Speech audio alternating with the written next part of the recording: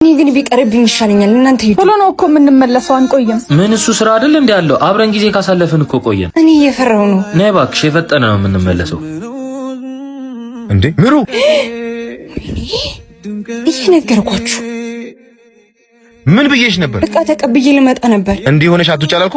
ምን ንቀት ነው? ይቅርታ። ይሄ አይደብረውም እንዴ? እጄ ላናግረው ነው። ያመሃል እንዴ? በእህቱ ጉዳይ ጸባዩን እያወቅከው እንዳይሰማ። እሺ ግቢያው። ቆይኛ ጓደኞቹ አይደል እንዴ? ምን ችግር አለ ከኛ ጋር ብትሄድ? ማን ስለሆንክ ነው ያለኔ ፍቃድ እህቴን ይዛት የምትሄደው? ምን ችግር አለው? ቶሎ እኮ ነው የምንመለሰው።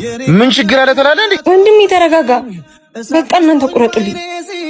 ምንድነው የሚቆርጡልኝ? ጥቅምት 16 በሚኒሊየም አዳራሽ ከ5 ሰዓት ጀምሮ የተዘጋጀ ጉባኤ አለ። በእናንተ ደጋግጆች የእናቶች በዓትና ወደ ገዳም የሚወስደው መንገድ ተሰርቷል።